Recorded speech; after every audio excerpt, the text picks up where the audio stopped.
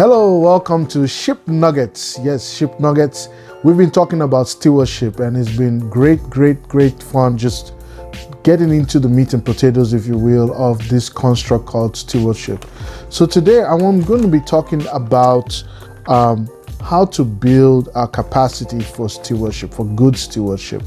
I mean, like in anything in life, you've got good and bad. So you've got good stewardship and you've got bad stewardship. And basically, stewardship, like I've been saying, is the process, the behavior, or just the act of managing what belongs to someone else, managing the resources, appropriately managing the resources, managing the time, managing everything that has been entrusted in our care. And I said in previous videos that you can go check out that everything we have was given to us as a trust, given to us, was entrusted to us to take care of it, to grow it, to build it up, not just for ourselves, but for the benefit of our world in general. And I talked about last time, just taking ownership of the stewardship gifts that have been given to us. And also I shared about different reasons why we don't take those ownership. So today I want to talk about building capacity.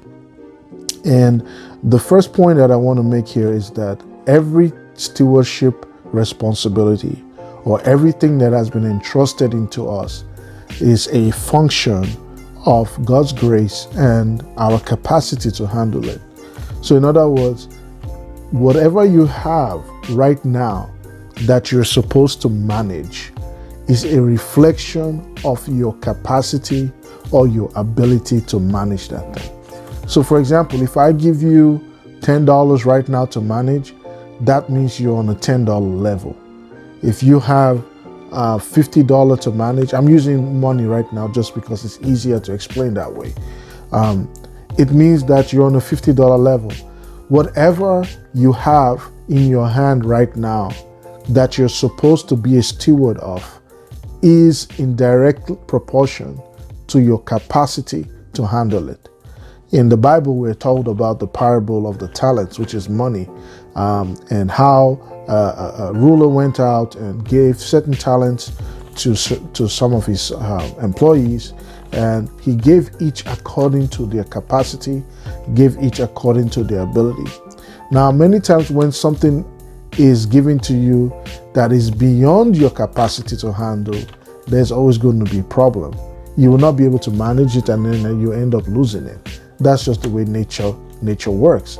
So if we're going to grow in our ability, or if we're going to grow just the things that we have entrusted to us, we have to learn how to manage or how to increase our capacity.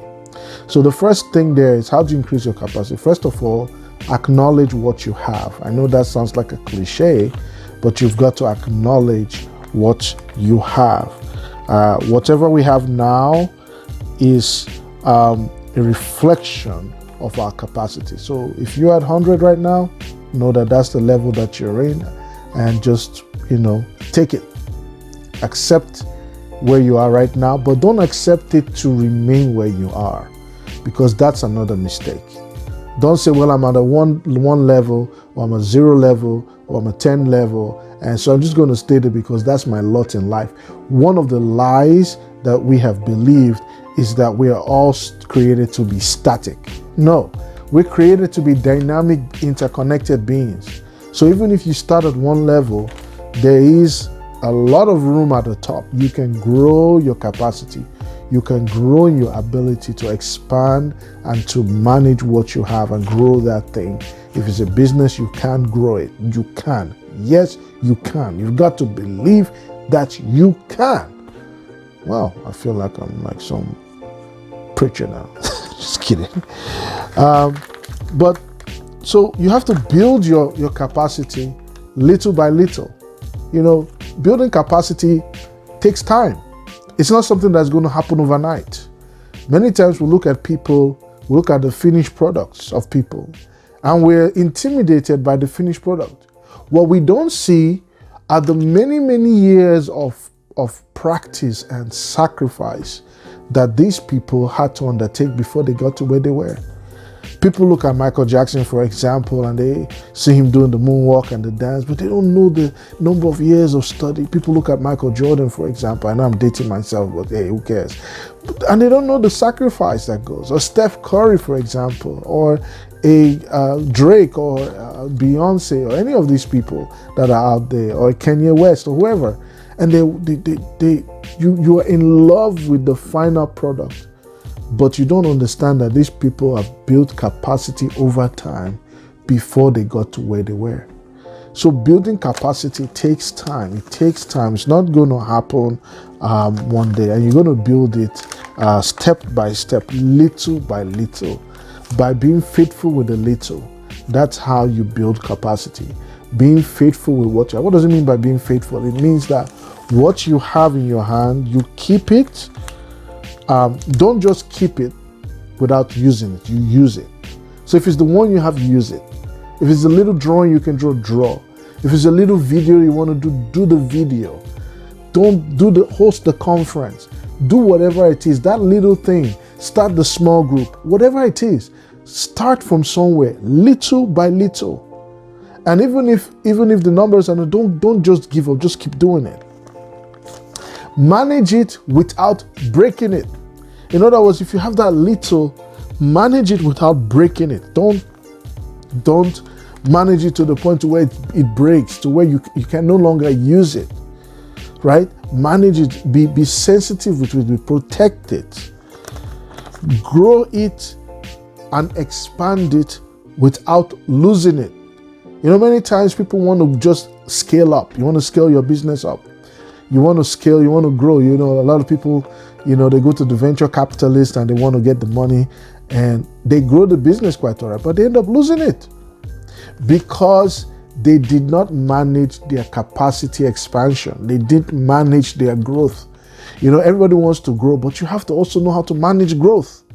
So it's not just, I want to grow, I want to be big, I want to have all these things. No, you've got to also learn how to manage growth.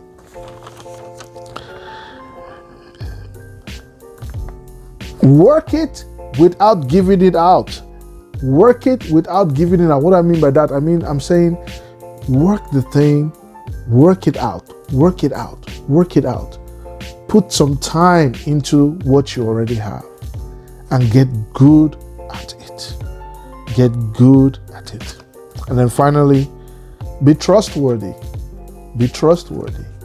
One thing, like I said in the relationship video, being trustworthy means that your yes is your yes, your no is your no. You are in alignment. You're all one. What you say and what you do are in alignment. And a component of trustworthiness is authenticity. You have to come to terms with yourself sometimes. Say, hey, I can't do this. Or this is where my capacity is. And like going to the gym, you just have to keep pushing, keep lifting the weights, keep exercising, and one day you're going to see the results. So that's all I have for today. Just think about these things. Just ponder, how are you doing with what you have? How have you been able to expound on what you have? Have you been able to scale up with what's in your care? Comment, like, and subscribe.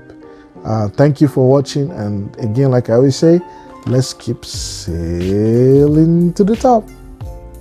Bye.